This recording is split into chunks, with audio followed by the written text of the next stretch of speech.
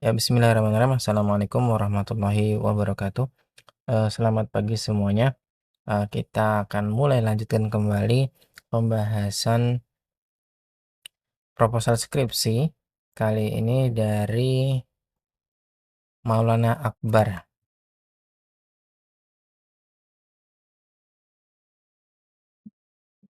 Jadi di sini judul yang diajukan adalah optimalisasi operasional usaha nasi goreng Maut Arema Jaya dalam situasi tingginya minat konsumen. Oke, yang pertama di sini yang namanya proposal ya, sama seperti yang kemarin punya miliknya Agus. Eh, saya lupa Agus Kurniawan atau Agus Supriyanto ya. Itu judulnya jangan lupa ditulis.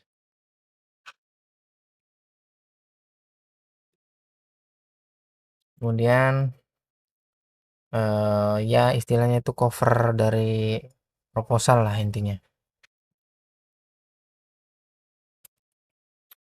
Kemudian kita masuk ke latar belakang. Usaha kuliner merupakan salah satu sektor yang terus berkembang pesat di Indonesia, khususnya usaha makanan siap saji seperti nasi goreng. Nasi goreng Maot Arema Jaya merupakan salah satu kuliner rumahan yang menunjukkan performa penjualan yang sangat baik, terbukti dari tingginya minat konsumen setiap harinya. Usaha ini rutin buka sejak pukul 10 pagi dan selalu habis terjual pada sore hari. Oke, pertanyaan pertama saya adalah, ini kata siapa ini? Kata siapa bahwa usaha makanan siap saji seperti nasi goreng itu berkembang pesat? Satu. Terus yang kedua, nasi goreng Maot Arima Jaya ini warung yang ada di mana?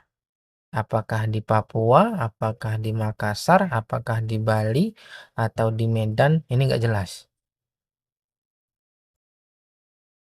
Kemudian di sini Anda menyebutkan terbukti dari tingginya minat konsumen setiap hari.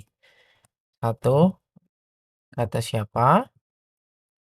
Yang kedua, data didapat dari mana?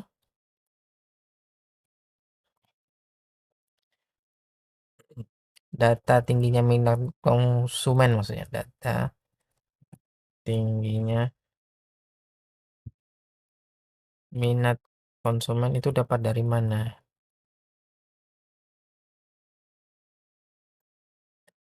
Usaha ini rutin buka sejak 10 pagi sampai dengan selalu habis terjual di sore hari. Eh, Siapa yang percaya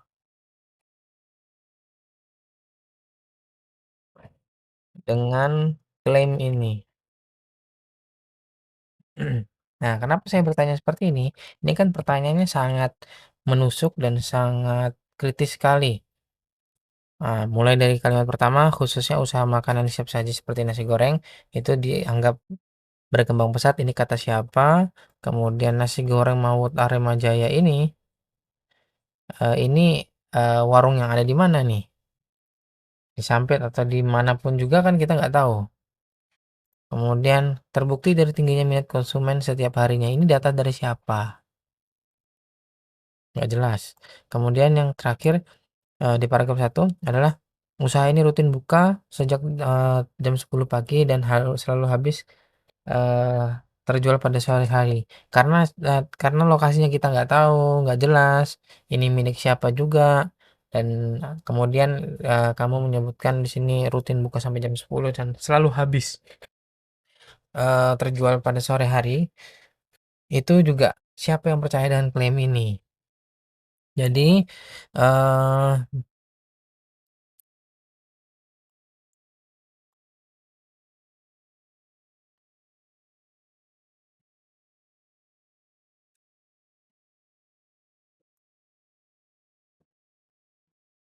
Paragraf satu ini penuh dengan kelemahan.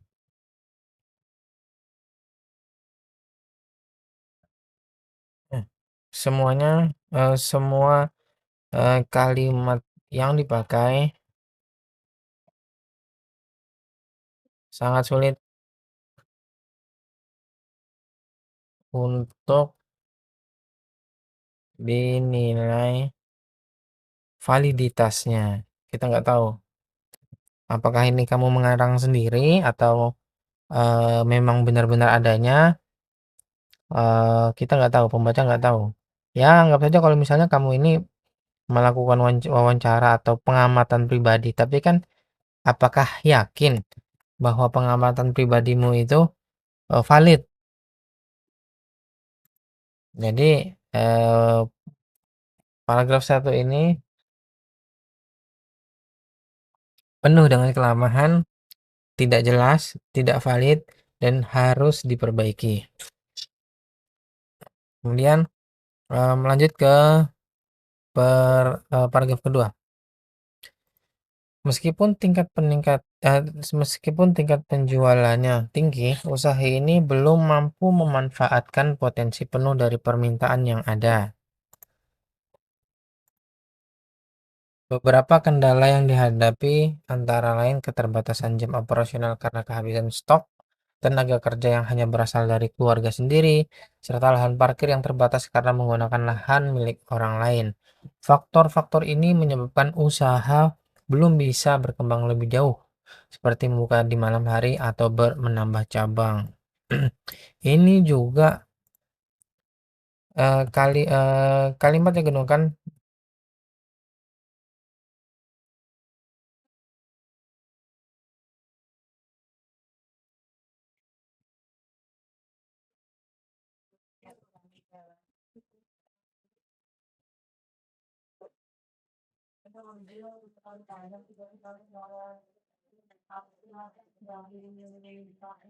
Jadi kalimat kedua ini paragraf kedua ini berisi kalimat-kalimat yang penuh dengan klaim tidak berdasar. Saya menyebutnya tidak berdasar karena ini hanya opini pribadi. Sementara kalau naskah akademik berupa skripsi itu eh, perlu referensi yang valid, referensi dari bacaan-bacaan yang valid dan berkualitas. Kalau klaim pribadi itu eh, harus disajikan dengan metodologi yang bagus.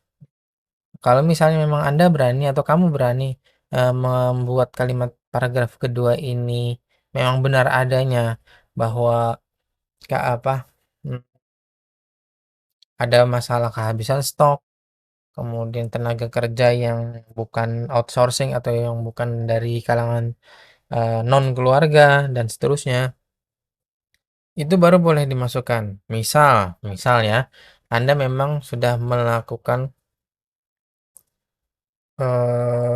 semacam wawancara.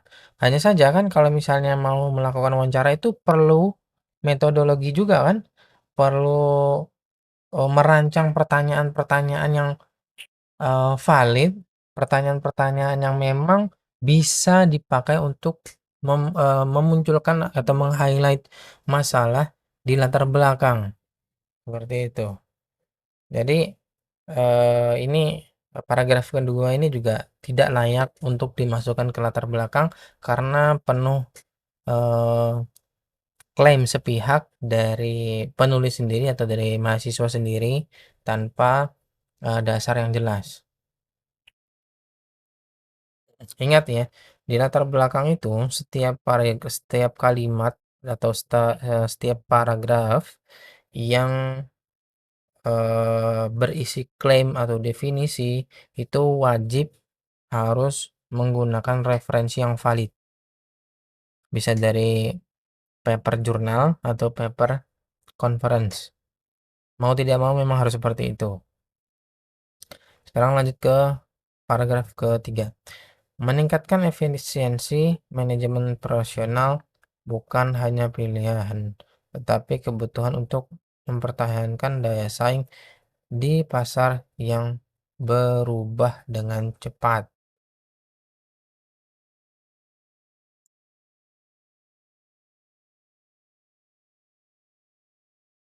Kalimat ini tidak lengkap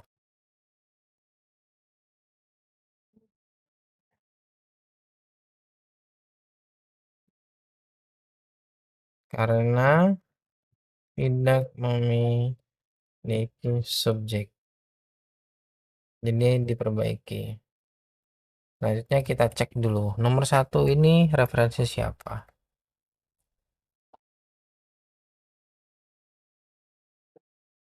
Product Survey Innovation.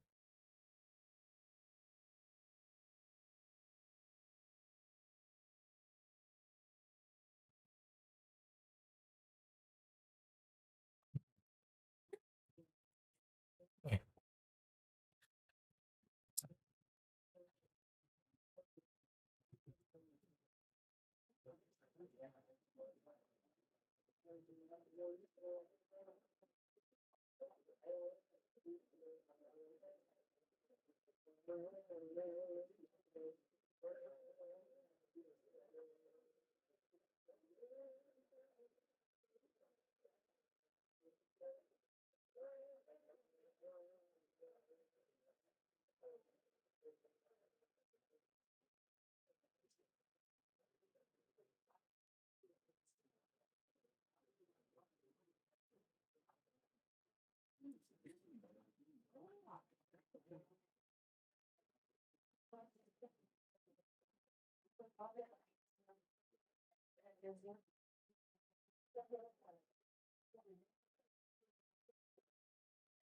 Ini papernya kok gini ya?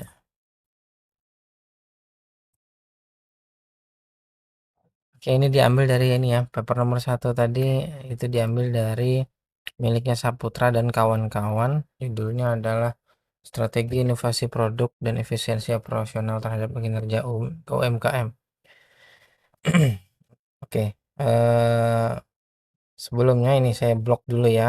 Meskipun di papernya itu memang judulnya itu ditulis huruf besar semua, tetapi dalam penulisannya di naskah skripsi ini huruf kecil atau huruf kapital hanya ada di huruf depan kata, huruf depan setiap kata.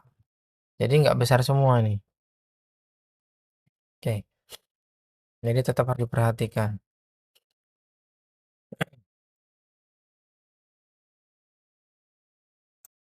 Oh, hal ini kita lanjut ya.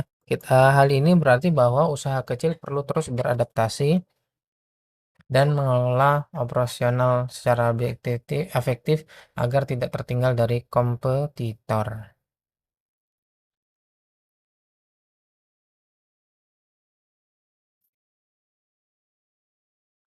Ini mungkin lebih baik kalimatnya diganti gini ya. Jangan hal ini berarti, tetapi hal ini menunjukkan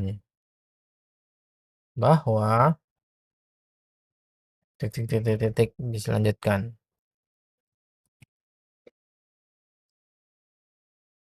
Oke, kita lanjut. Peningkatan efisiensi operasional dapat dicapai melalui pengelolaan piutang yang efektif dan optimalisasi sumber daya perusahaan. Ini poinnya kecil ini.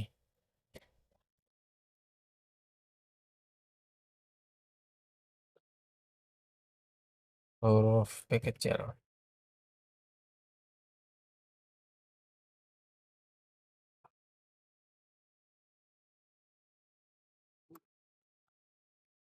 Dalam konteks usaha kecil seperti nasi goreng Mawat Arima Jaya, pengelolaan keuangan yang baik termasuk pengaturan modal, stok, dan arus kas dapat mempengaruhi kemampuan usaha dalam menjaga keberlanjutan operasional.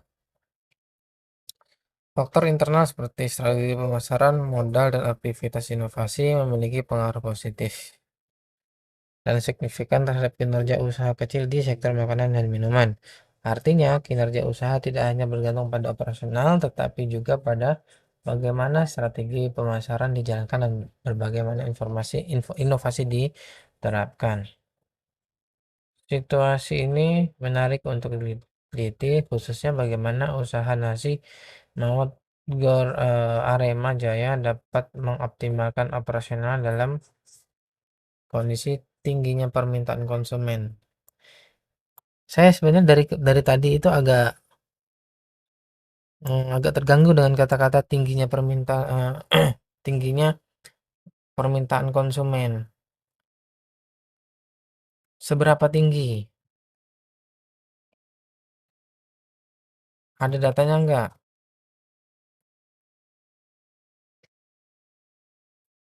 Kalau misalnya kalau misalnya tinggi itu kan harus ditetapkan kan, harus didefinisikan berapa banyak porsi yang dihabiskan dalam sehari. Misalnya dalam sehari itu ada menghabiskan 20 porsi ya. Bukan 20 porsi deh.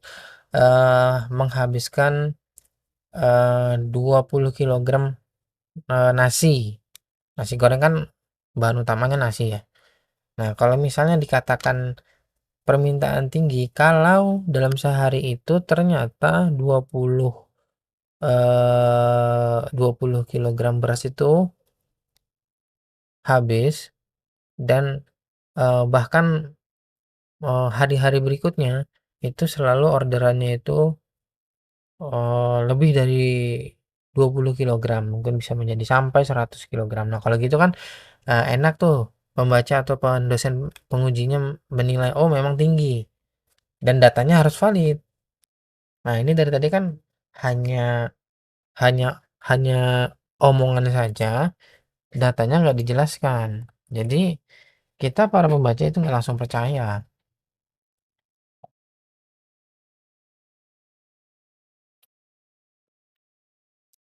Nah, ini lanjut ya. Penelitian ini diharapkan dapat memberikan solusi bagi pengusaha mikro yang menghadapi tantangan serupa. Oke, di akhir dari latar belakang itu sebenarnya harus disisipkan tujuan dari penelitian itu ngapain.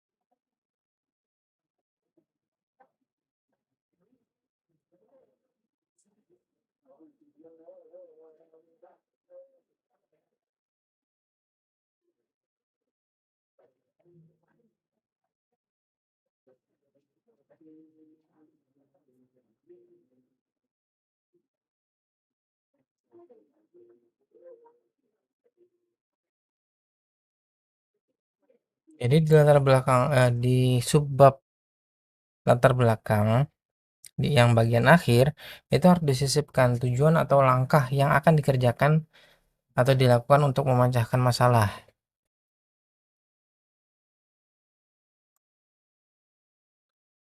dan dijelaskan dalam format yang singkat. Jadi nggak menggantung. Nah, di sini kenapa saya bilang menggantung? Nah, eh, maksud dari menggantung itu seperti ini. Mari kita baca ulang paragraf terakhirnya. Situasi ini menarik untuk diteliti, khususnya bagaimana usaha nasi goreng dapat mengoptimalkan operasionalnya dengan kondisi tingginya permintaan konsumen. Oke, ini masalah pertama tadi ya. Tingginya permintaan konsumen itu kita nggak bisa langsung percaya karena nggak ada datanya. Kemudian, penelitian ini diharapkan dapat memberikan solusi bagi bagi pengusaha mikro yang menghadapi tantangan serupa. Nah, penelitiannya tuh ngapain?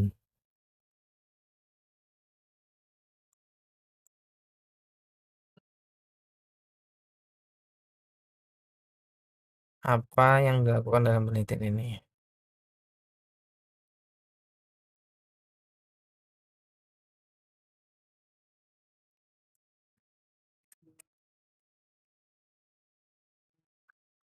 Kenapa saya bertanya seperti itu?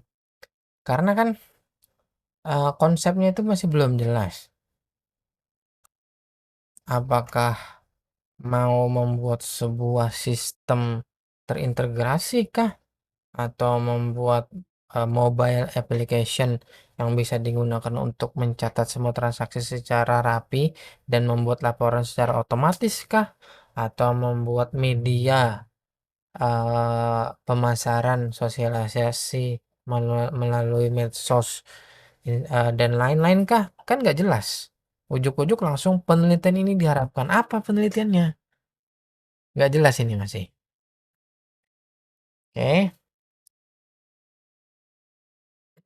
Kemudian rumusan masalah, setidaknya rumusan masalah itu ada 3 poin.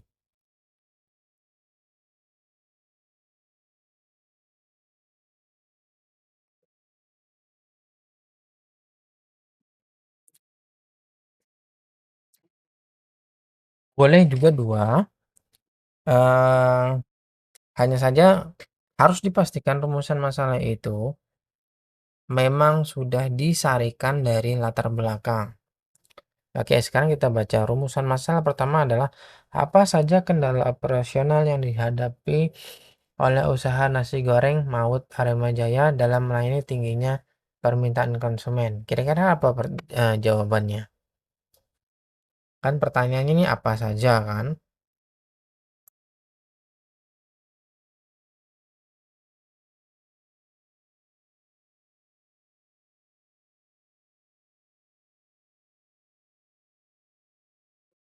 Kira-kira apakah ini, rumusan masalah ini sudah mencerminkan, formulasi masalah yang dihadapi?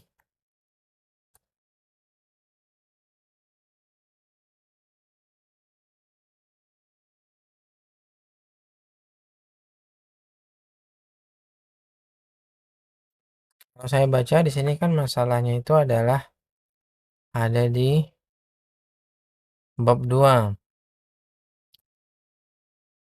keterbatasan jam operasional karena kehabisan stok, tenaga kerja yang hanya berasal dari keluarga sendiri dan lain-lain.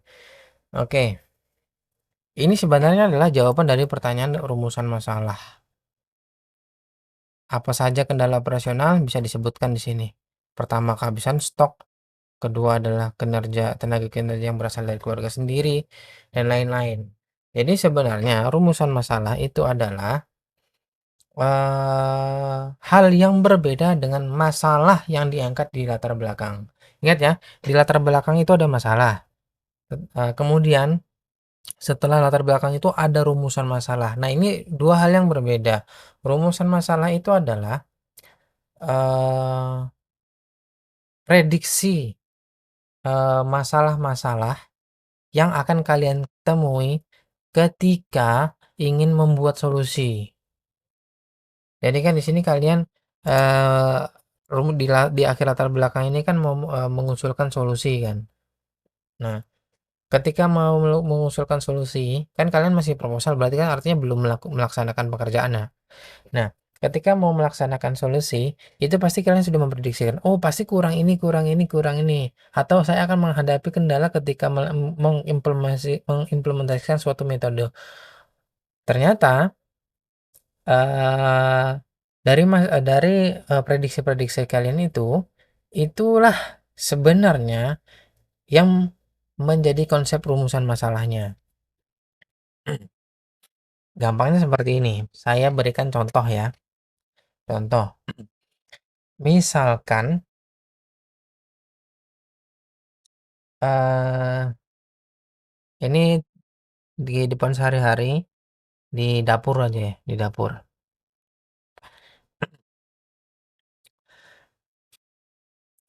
Kalian, terutama yang ibu-ibu ya, kalian mau memasak ya, kalau masak itu kan pasti, menyiapkan bumbu-bumbunya ya, ngupas bawang, apakah itu bawang merah, bawang putih, menggunakan pisau.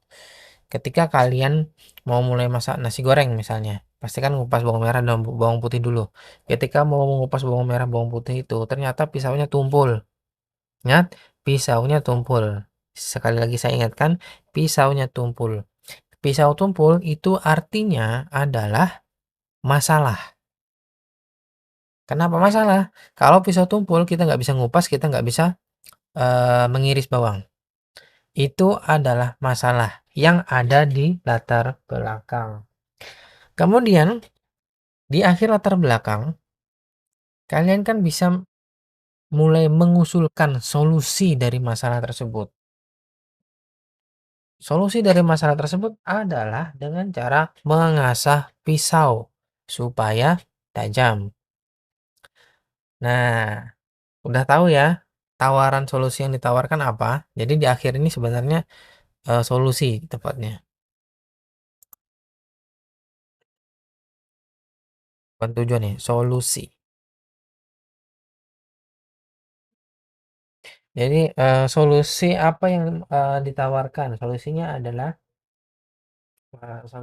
yang ditawarkan adalah mengasah pisau. Hanya saja, apakah bisa langsung kalian implementasikan implementasikan solusi tersebut? Oke, sekarang kita berpikir terlebih dahulu. Untuk mengasah pisau, itu kita perlu apa?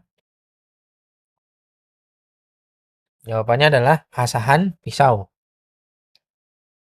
Sekarang kita akan mulai mencari apakah di dapur kita memiliki asahan pisau.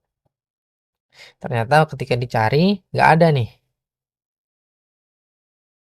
Kita tidak bisa serta-merta langsung mengimplementasikan solusi yang kita tawarkan.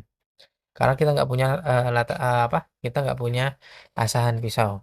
Jadi rumusan masalah yang muncul dari terbenturnya implementasi solusi tadi adalah bagaimana cara mengasah pisau tanpa batu asahan pisau. Nah, itu adalah rumusan masalah. Ingat, masalah penelitiannya tadi adalah pisaunya tumpul. Kemudian solusi yang ditawarkan adalah mengasah pisau. Kemudian rumusan masalahnya adalah karena tadi di dapur tadi nggak ada asahan pisau, batu asahan pisau sehingga solusi yang ditawarkan itu tidak bisa langsung dilaksanakan. Berarti rumusan masalahnya adalah bagaimana cara mengasah pisau atau membuat tajam pisau tanpa menggunakan batu asahan pisau. Nah, itu namanya rumusan masalah. Jadi ada keterkaitan dengan di latar belakangnya. Sehingga tujuan penelitiannya adalah eh, tujuan dari penelitian ini adalah mengasah pisau sampai menjadi tajam tanpa menggunakan batu asahan. Itulah keterkaitan antara latar belakang masalah, rumusan masalah, maaf, itulah kaitan antara masalah yang ada di latar belakang, solusi yang ditawarkan di latar belakang, kemudian tujuan rumusan masalah dan tujuan penelitian. Jadi ini rumusan masalah ini perlu diperbaiki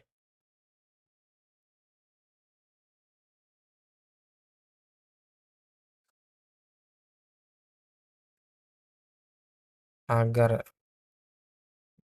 relevan dan sinkron dengan latar belakang.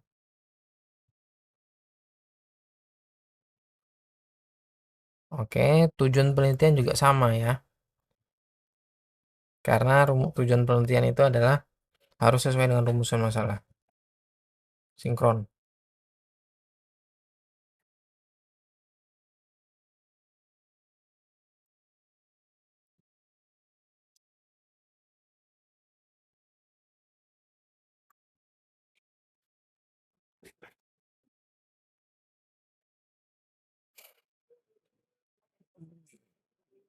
Ini rapikan indentasinya. Indentasi itu apa? Indentasi itu tabnya. Coba kalian itu lihat-lihat naskah skripsi yang sudah masuk ke perpustakaan itu coba dilihat-lihat. Yang Vkom ya maksudnya. Oke, kemudian terakhir referensi minimal 15. 15 paper untuk sebuah proposal.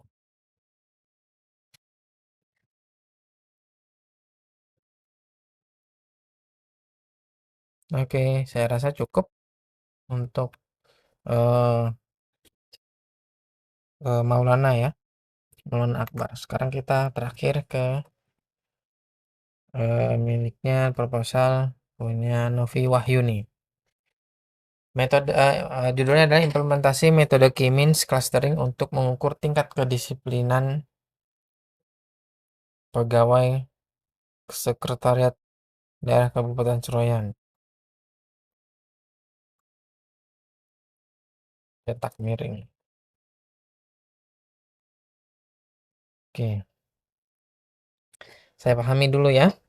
Ini kan K-means itu untuk clustering dipakainya. Kemudian digunakan untuk mengukur tingkat kedisiplinan.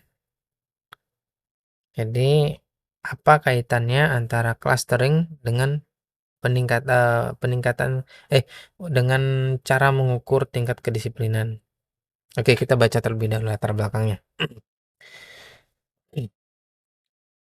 Komponen utama dalam menjaga kinerja dan efisiensi operasional organisasi adalah kedisiplinan karyawan. Setiap orang di perusahaan harus memberikan kontribusi positif dengan berkinerja baik, karena kinerja karyawan menentukan keberhasilan perusahaan dalam mencapai tujuannya. 1 halaman 216. Ini cek format IEEE ya, gunakan tanda ini saja, nggak perlu pakai halaman-halaman.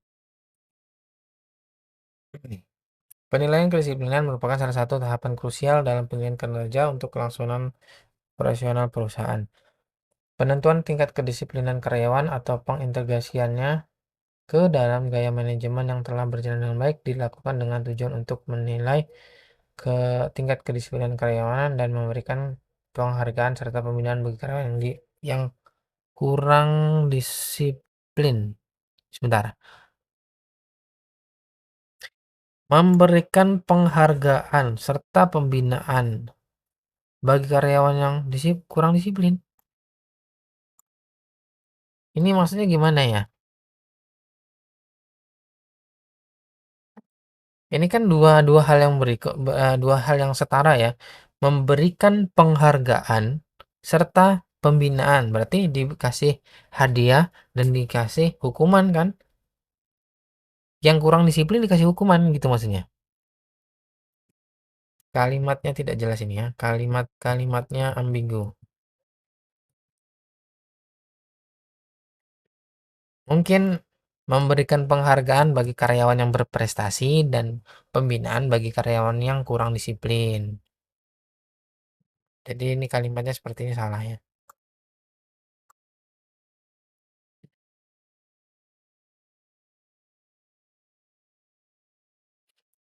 Kehadiran karyawan merupakan salah satu faktor yang digunakan untuk mengukur tingkat kedisiplinan karyawan. Oke. Saat ini mungkin sulit untuk mengukur.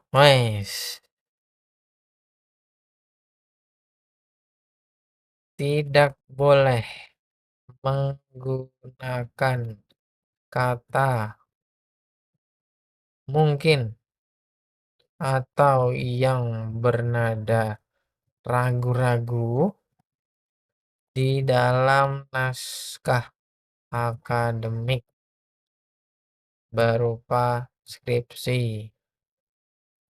Nggak boleh. Kenapa ragu-ragu?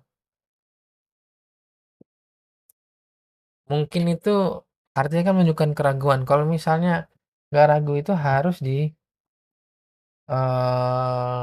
tunjukkan datanya.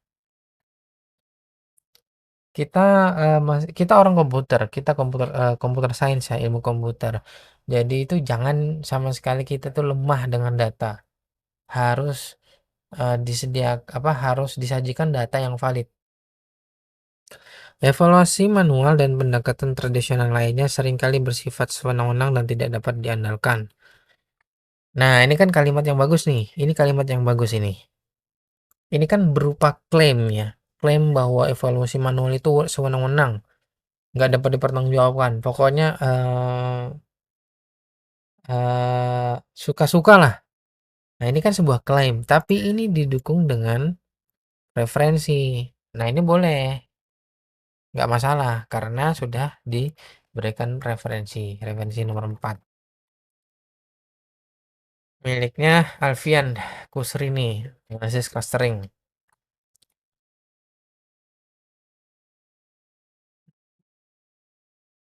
Instansi yang belum mengelompokkan kehadiran karyawan tidak dapat menentukan proporsi karyawan dengan tingkat kedisiplinan tinggi, sedang, dan rendah.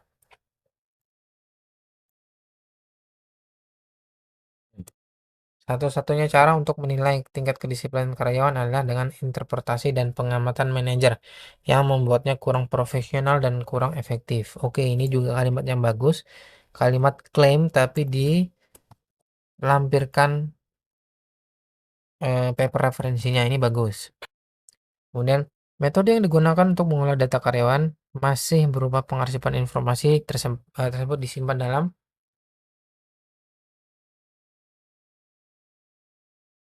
file Microsoft Excel. Metode yang digunakan untuk mengelola data karyawan metode yang digunakan untuk mengelola data kehadiran karyawan masih berupa pengarsipan informasi. Ini bukan tersebut ya.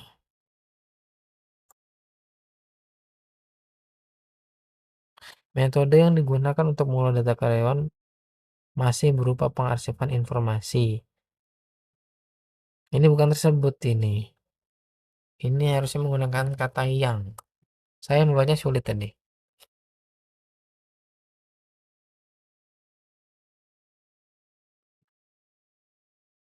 Pegawai yang tingkat kedisiplinannya rendah. Apa ini maksudnya nih?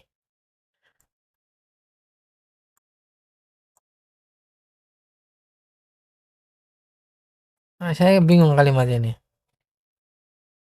Ini maksudnya apa nih kalimatnya ini?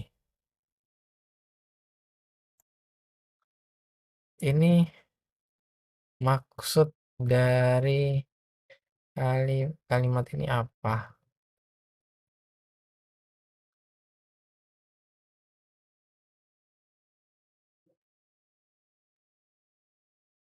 Kalimatnya tidak jelas.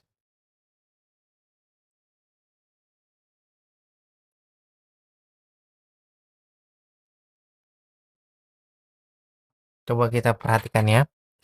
Kenapa saya bertanya maksud kalimat ini dan kenapa nggak jelas dan sulit dipahami. Kita baca. Pegawai yang tingkat kedisiplinannya rendah, titik. Ya terus apa? Ini kan gantung.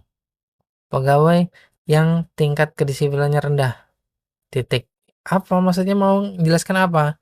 Kemudian, karyawan yang kurang disiplin, karyawan yang tidak sering masuk kerja, datang terlambat dan tidak mengisi lembar kehadiran. Ini apa? Ini kalimatnya gantung. Ini nggak jelas nih kalimat ini. Ini harus diperbaiki.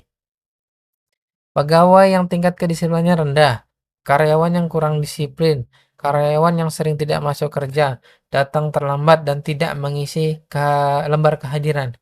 Ini nggak bisa ditarik makna apapun dalam kalimat ini. Nggak jelas.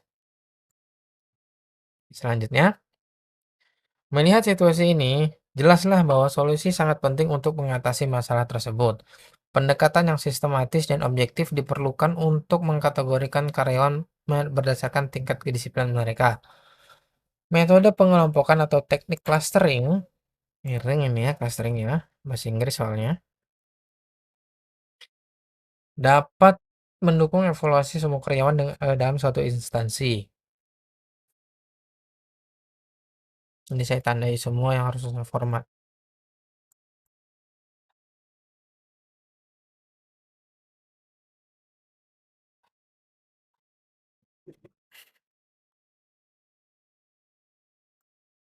Salah satu pendekatan yang dapat diterapkan adalah K-mean clustering.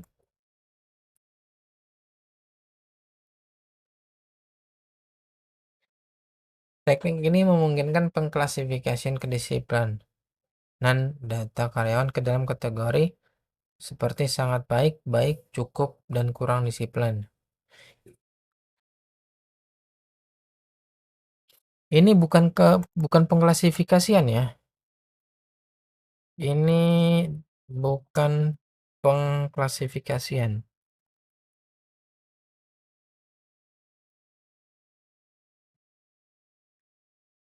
Kenapa saya kenapa saya tandai ini? Karena dalam dunia machine learning, pengklasifikasian itu bukan masuk dari clustering. Ini sebaiknya gunakan eh,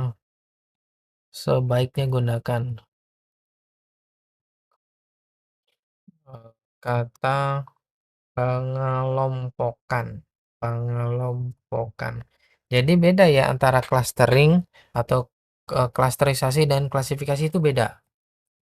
Nggak bisa sama. Ini eh, salah kalau digunakan di dalam kalimat ini.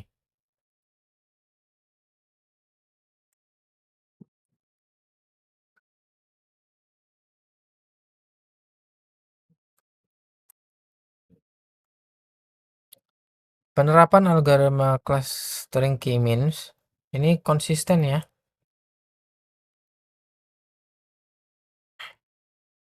Konsisten menulisnya.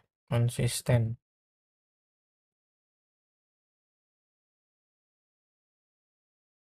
Kalau k-means itu besar ya besar, jangan kecil.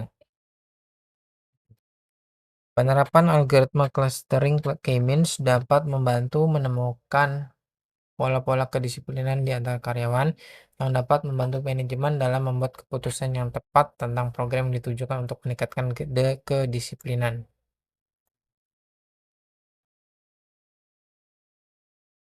Ini Hilman et al. 2015. Apakah halaman referensi 10 kita cek. Salah ya berarti ya. Karena referensi 10 itu Veronica. Tapi kamu di sini menyebutkan Hilman.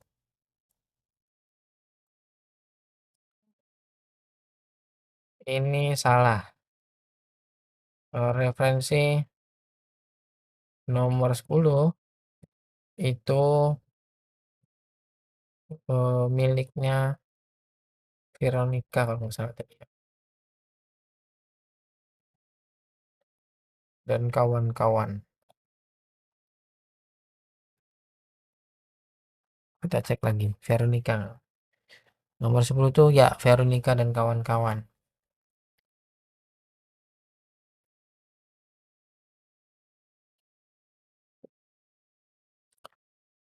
Kemudian et al itu ditulis DKK. Itu dalam bahasa Indonesia. Ini miring clustering.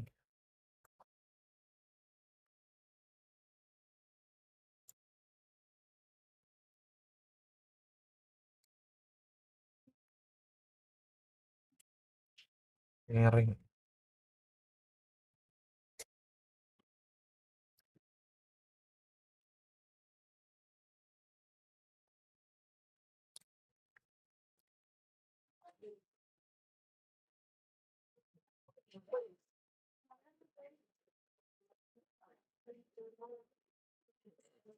K-means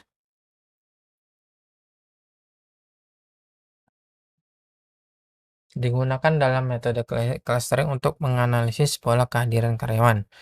Dan dengan memahami pola ini, organisasi dapat menggunakan wawasan tersebut Jangan wawasan ya, informasi lah.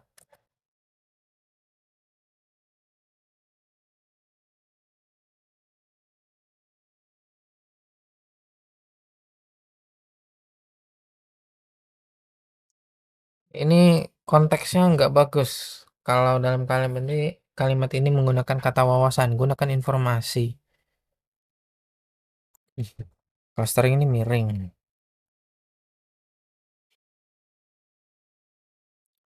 Penelit Nah, ini lupa nih. Wawasan tersebut dapat menginformasikan kebijakan masa depan mereka. Mereka ini siapa? Mereka siapa? Kemudian dilarang menggunakan kata ganti manusia di dalam naskah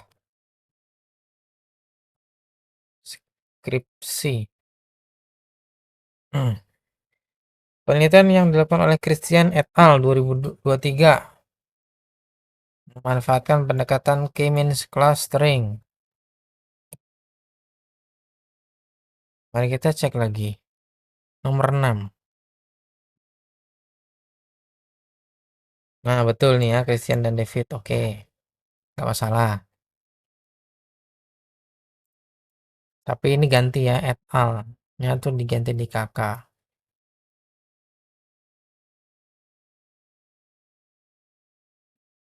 Christian DKK. Nomornya tuh di sini, bukan di akhir kalimat.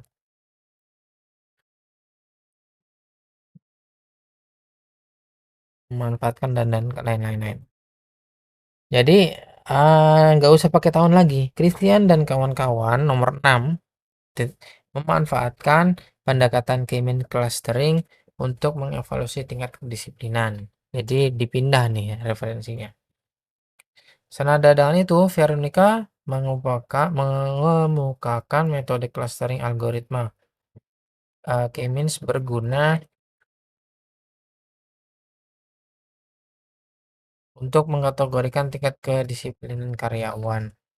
Satu ini Veronica bukan? Oke, betul. Kesimpulan yang sebanding dicapai dalam penelitian oleh Marpaung.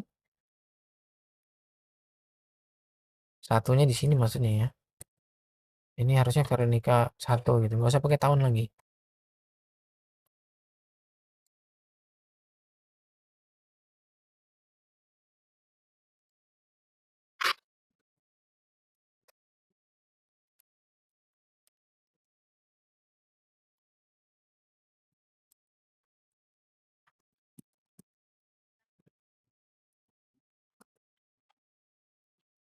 Dicek semua ya. Ini jangan kayak gini lagi.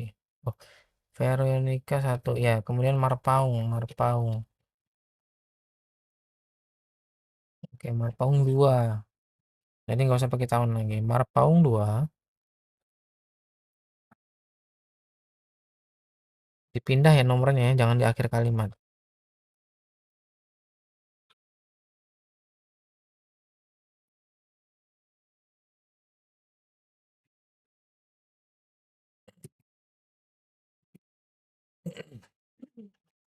Juga miring.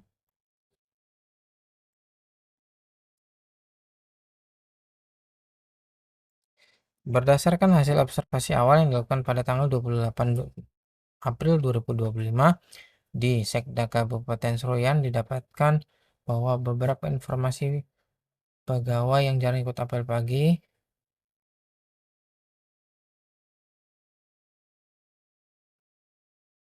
Ini kalimatnya terlalu panjang ini.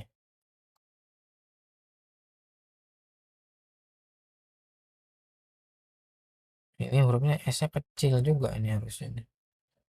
Huruf S kecil. S kecil. Kemudian oke. Kenapa hmm,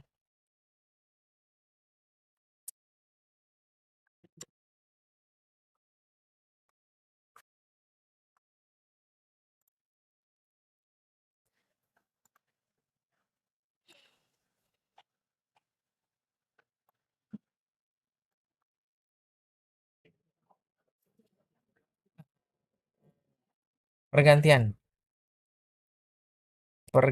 proses pergantian, bukan pergantian, peralihan paragraf, paragraf, paragraf ini tidak bagus. Kenapa saya bilang tidak bagus? Karena di sini kan dari paragraf pertama kamu membahas hal umum mengenai kinerja dan efisiensi operasional. Kemudian di tengah-tengahnya kamu membahas penelitian terdahulu. Oke, sudah bagus. Kemudian ini juga masih membahas penelitian terdahulu dan semakin spesifik juga oke. Paragraf selanjutnya juga oke. Tetapi di sini tiba-tiba kamu melaporkan sesuatu, yaitu hasil observasi awal di Sekda Kabupaten Seruyan. Ini nggak bagus karena kan anggap saja dari paragraf, ini paragraf berapa nih? Satu, 2, 3, 4. Oke, dari paragraf keempat ke 5 ini ada kesenjangan, ada gap, ada jurang yang terlalu lebar. Paragraf 4 ini 4 ya tadi ya. Ya. Paragraf 4 ini kan masih membahas eh penelitian terdahulu. Tapi kamu tiba-tiba langsung membahas observasi awal di Sekda Kabupaten Seruyan. Harusnya jelaskan dulu, jelaskan jelaskan dulu Sekda Kabupaten Seruyan itu apa. Kemudian ada masalah apa di Sekda Kap Seruyan. Baru masuk ke pembahasan observasi awalnya. Jadi harus dikasih pengantar dulu. Jangan ujuk-ujuk langsung bahas data observasi awal, padahal belum dibahas, belum diperkenalkan apa itu Sekda Kabupaten Seruyannya.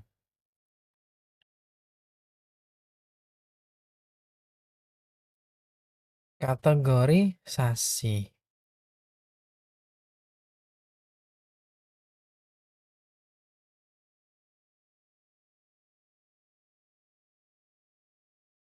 Oke. Berdasarkan tersebut, nah ini juga nggak boleh nih.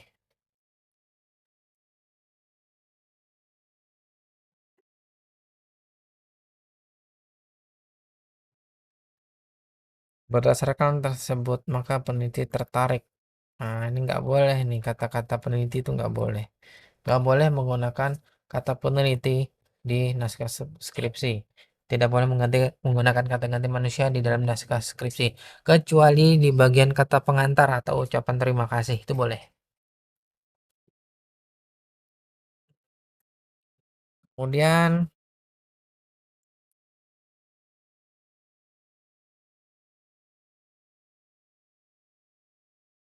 ini harus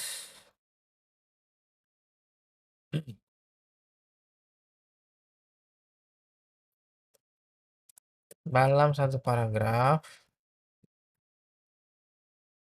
minimal ada dua, minimal ada tiga deh, tiga atau empat kalimat. Kalau dua itu terlalu pendek.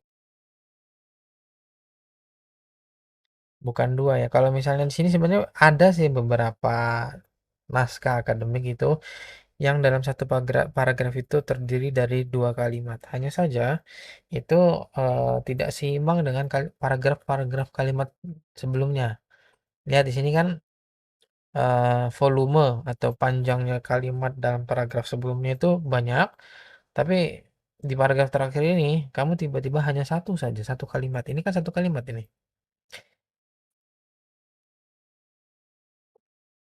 Oke, setelah untuk rumusan masalah latar belakang sudah cukup, sekarang kita bahas masuk ke rumusan masalah.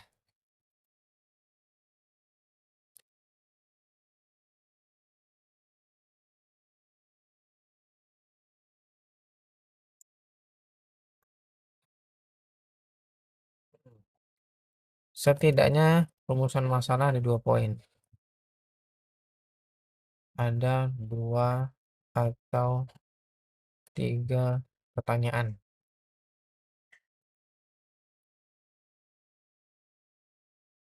Karena ini skripsi ya. Kemudian ini karena rumusan masalahnya kurang, jadi tujuan juga harus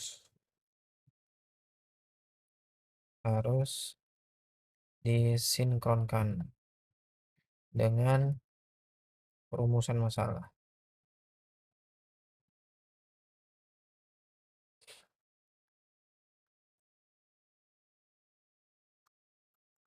Ini juga ya.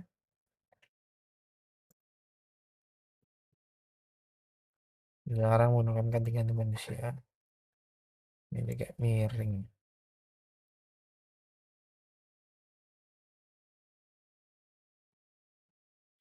Ini huruf M-nya kecil. Huruf.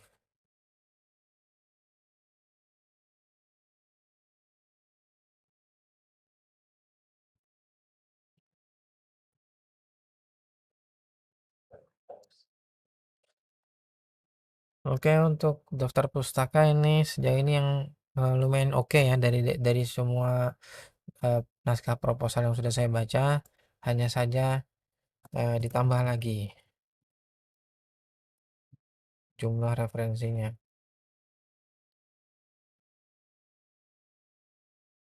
Minimal 15 untuk sebuah proposal skripsi.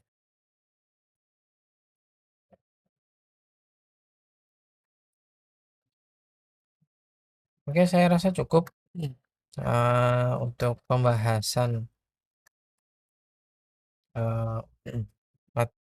pembahasan proposal skripsi dari Novi Wahyuni. Untuk informasi selanjutnya akan saya sampaikan di grup. Terima kasih atas pekerjaan yang sudah kalian buat. Saya hargai, akan saya nilai dengan sebijak mungkin. Terima kasih atas kerja yang sudah diusahakan. Saya akhiri. Assalamualaikum warahmatullahi wabarakatuh.